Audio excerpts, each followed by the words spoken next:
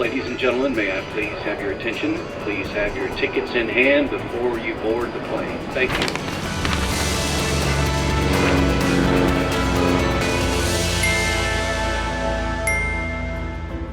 Hello and welcome, I'm Johan Castell and you're watching Wings. On the show today we cover the latest Indian festivals across the country.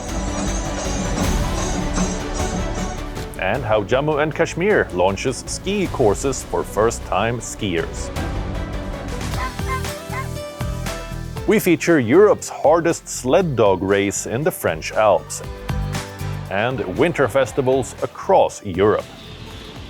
Let's begin.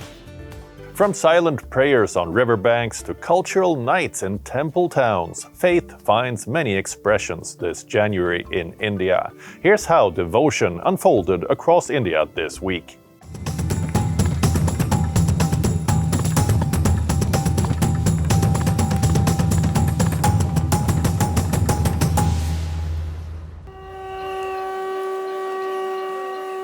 As winter deepens across India, devotion, culture and innovation unfold side by side, each finding expression in its own unique way.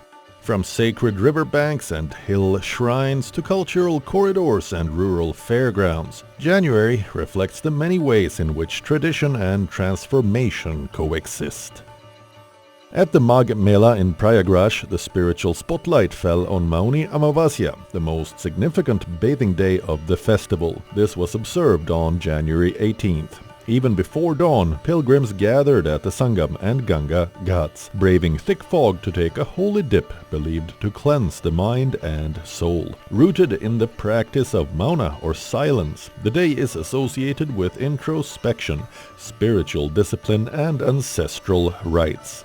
For devotees, the ritual is a quiet act of faith, seeking renewal through restraint and remembrance.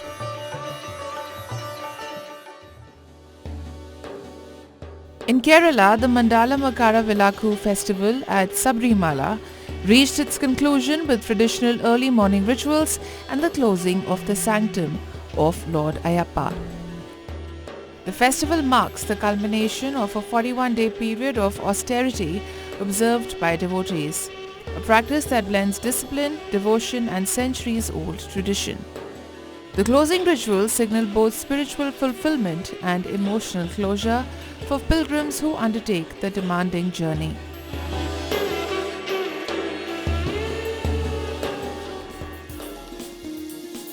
Further north, devotion found a cultural rhythm in Ujjain, where the Sri Mahakal Festival transformed the sacred city into a vibrant celebration of art and faith. Held at the Mahakal Lok Temple complex, the multi-day festival brought together music, dance and theatrical performances inspired by Lord Shiva.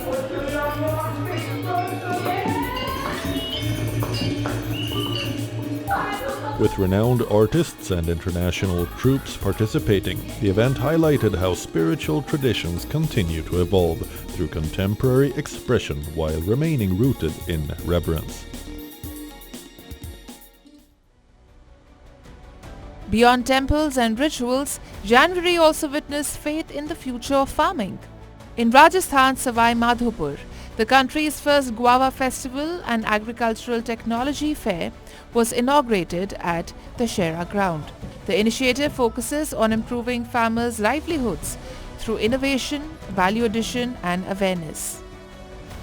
From showcasing improved guava varieties to displaying processed products like juices, pulp and pickles, the fair highlights how agriculture can move beyond cultivation into entrepreneurship, strengthening rural incomes and local economies.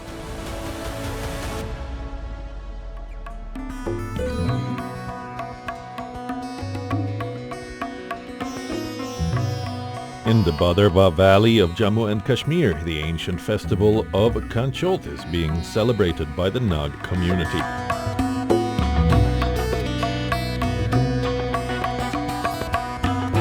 Also known as Gauri Tritiya, the festival marks the divine marriage of Lord Shiva and goddess Parvati.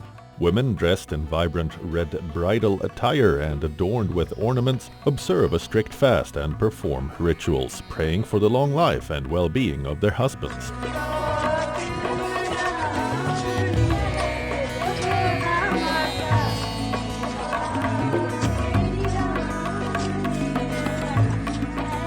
festival of Kanchoth symbolizes the ancient tradition carried on by local residents for generations.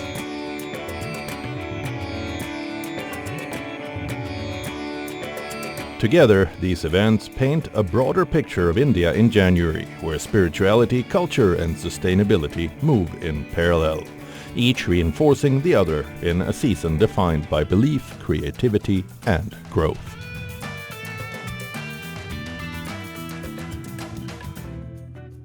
From snow-laden peaks to young first-time skiers finding their balance, Kashmir is carving a fresh path in winter tourism. The valley is now investing in its youngest ambassadors, training them not just to ski, but to dream big. Here's more.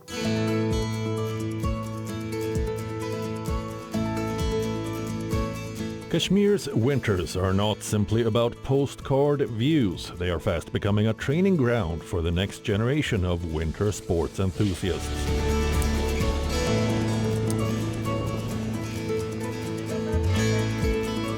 In a step aimed at strengthening adventure tourism, Jammu and Kashmir Chief Minister Omar Abdullah has launched a 14-day integrated ski training course for beginners across some of the valley's most scenic destinations. The program spans Gulmarg, Sonamarg, Pahalgam and Dudh Patri.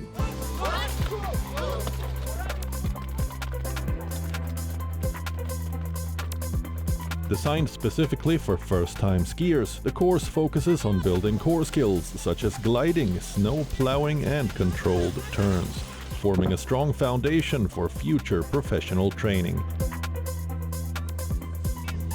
This year, nearly 500 to 600 students aged 12 to 18 underwent certified ski training. The initiative ensures participation from children across multiple regions, with 40 to 50 students from Gulmarg, Pahalgam, Sonamarg and Dudh Patri, providing them with exposure to different winter terrains throughout the valley.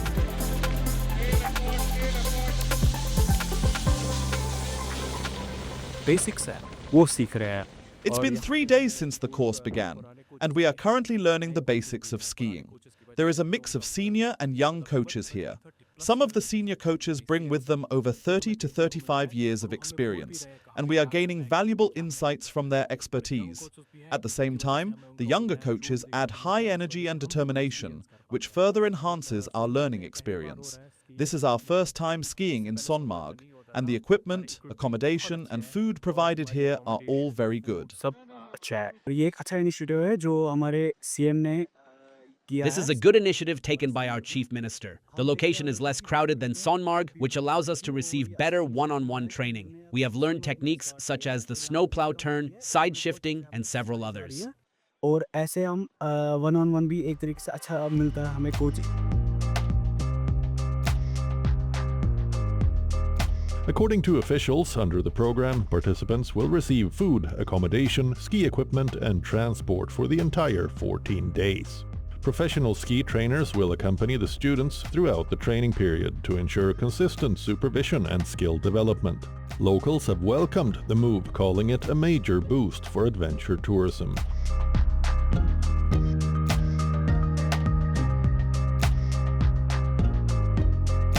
Officials say the impact will go beyond tourism, encouraging youth engagement, promoting healthy outdoor activity and positioning Kashmir as an emerging hub for winter sports and adventure tourism.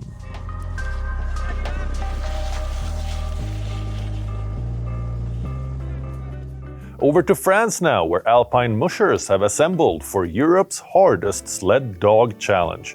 La Grande Odyssée is a 12-day event launched 22 years ago. This year, 60 mushers with hundreds of sled dogs will cover over 400 kilometers of tough terrain in the French Alps.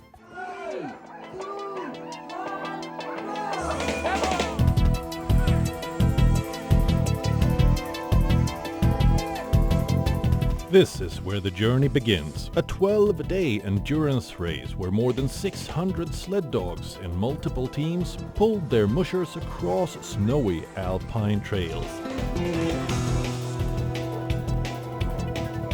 Welcome to La Grande Odyssée Royale Canine, Europe's toughest dog sled competition, covering over 400 kilometers of rugged terrain. the first edition in Avoria, in Les Portes du Soleil, which was the first ski resort who in January 2005 make the first start of La Grande Odyssée, the first stage.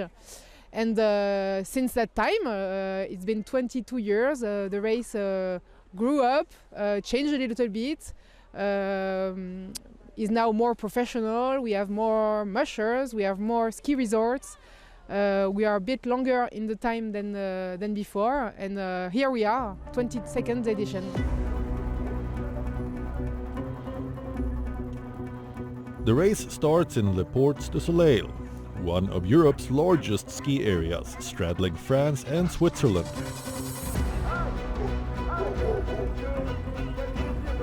From Avoras, teams launch into the Alps after strict veterinary and chip checks. As the countdown hits 0, mushers shout commands and the dogs surge forward, racing into the wilderness. Each team runs with 6 to 10 dogs, crossing mountain passes and forest tracks. Success depends on endurance, discipline, and the powerful bond between musher and dog. Along the route, GPS trackers allow race control to monitor every team, ensuring safety across remote terrain. Chaque musher part dans la montagne faire sa course, équipé d'une balise. Each musher goes into the mountains to race, equipped with a GPS tracker, which allows us to see him at all times on computer screens. From these screens, we can check that the musher is going very nicely, or if he's lost his way, and we can send a snowmobile to bring him back to the course. Envoyer une moto pour venir le ramener dans le parcours. More than 50,000 spectators follow the event across 20 alpine resorts and villages. Some stages push teams into darkness, including the evening start in La Chapelle d'Abondance.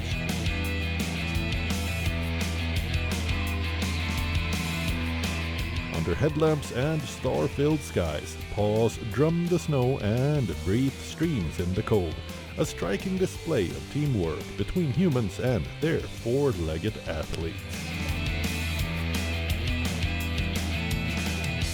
This trail was not all very fast, but half fast and half where the dog have to work. So I like it. I like running the Alps because when there is uphill, I run too with my dog. So this is what I love of this sport. I just enjoy the lifestyle, you know. I'm here to enjoy with my dogs. That's all. After 12 demanding days, the race finally reaches its finish line in Villard-de-Lans, closing one of Europe's most spectacular winter sporting events.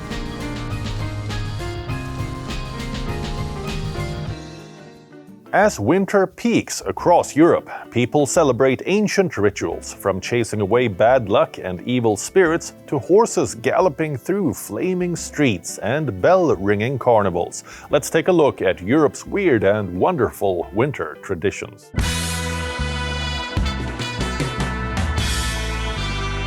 As night falls in the Spanish village of San Bartolomé de Pinares, the streets fill with smoke and fire. As part of a centuries-old ritual called Las Luminarias, horses and riders charge through bonfires. Locals believe that this ritual purifies the animals for the year ahead. The festival honors St. Anthony, the patron saint of animals. Locals say the tradition began hundreds of years ago, when smoke was thought to protect livestock from disease.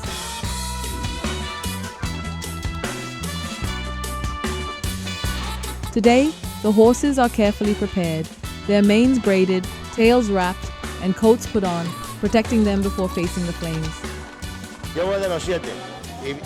I've been doing this since I was 7, and now I'm 36 years old, and I still get nervous in the days leading up to it. You know, it's a feeling that's very hard to explain, a sentiment, a tradition.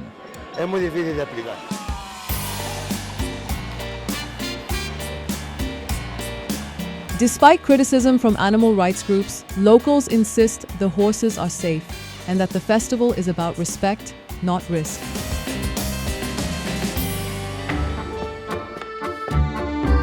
In northern Croatia, winter is driven out with noise, color, and chaos. The Didis Kamasnis, or Old Men of Kamasnis, parade through villages covered in sheepskins, ribbons and bells.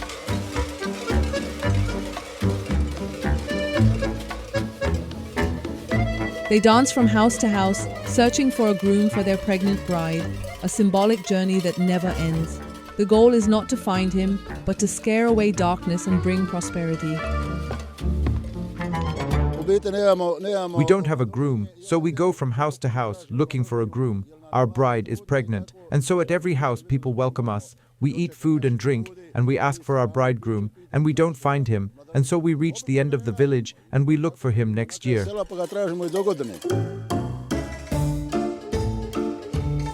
For the villagers, the tradition is a symbol of a day of joy in the harsh season.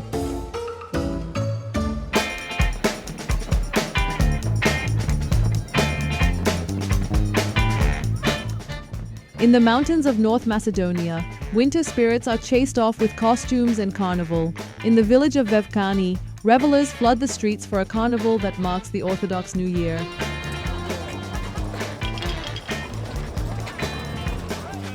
The masks range from mythical to political, blending ancient belief with modern humor.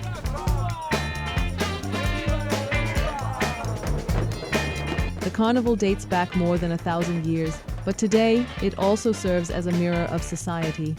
People are having a crazy amount of fun, and me also. I'm surprised how fun a carnival can be, and I'm wondering if in Venice they have something similar, but I think they don't. Here is better, much better. Come to Vevkani. Loud, playful and unapologetic, the carnival is believed to cleanse the old year and welcome the new.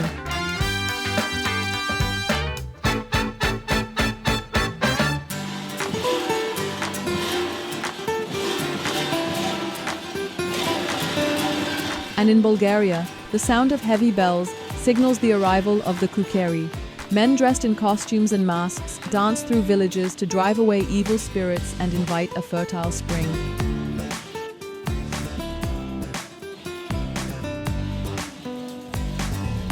The masks are handmade and passed down through generations, preserved and taken care of by the families.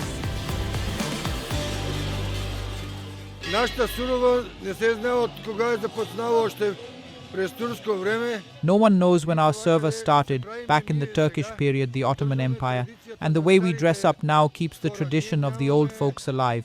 We don't have new characters. We preserve the masks just as they were in the old days, passed down from father to son, from grandfather to grandson.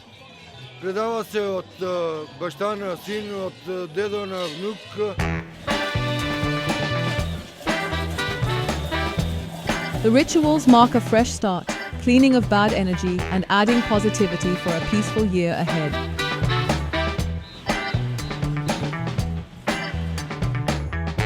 From fire and bells to masks and myths, these rituals may seem strange, but for the communities that keep them alive, these traditions symbolize their culture and identity.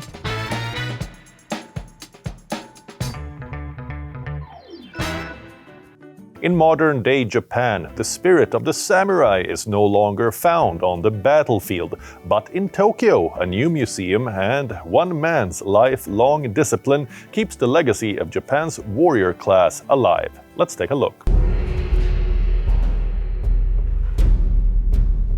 Meet Ryo Tamura, a martial arts expert and a descendant of a samurai clan. His refined technique, lifestyle and discipline follow a tradition that goes back centuries, helping Japan keep the age-old samurai tradition alive. Samurai warriors served Japan's nobility from the late 12th century until the practice was abolished during the Meiji era in the late 1800s. They were not merely proficient in combat, but lived by a code built on loyalty, honor, and discipline. For Tamura, being born into a samurai lineage is something he rarely spoke about. The tradition was passed down quietly, keeping his background mostly to himself, as if carrying knowledge that was strange or unsettling in modern society. Today, Tamura worries that Japan may be losing touch with its martial spirit after decades of peace. 今の日本はかなり Japan has lived without experiencing war for a rather long time and has passed through a peaceful era. Possibly because of that, samurai forget conflict during the Edo period, when relative peace prevailed for more than 260 years. I have a slight concern that we are losing the spirit of it too.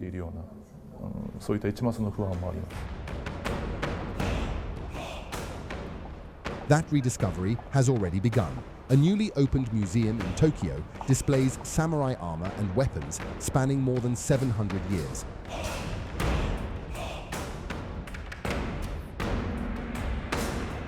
It has quickly become a magnet for visitors, especially overseas tourists. Visitors can try on helmets, hold swords, and pose for photos, turning history into a hands-on experience. It was really interesting to see all the accessories they had collected, all their attire and the swords. Yeah, it was really good.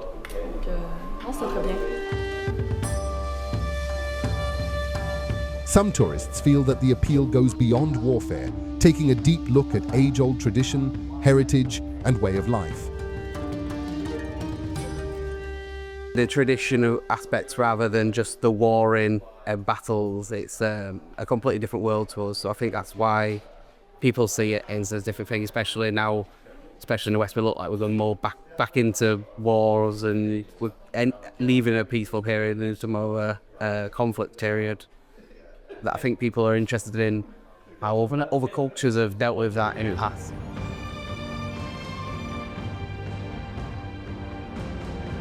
In a city of technology and invention, the grace and discipline of the samurai live on. That's all we have for you in this week's episode of Wings, but we'll bring you more travel content next weekend.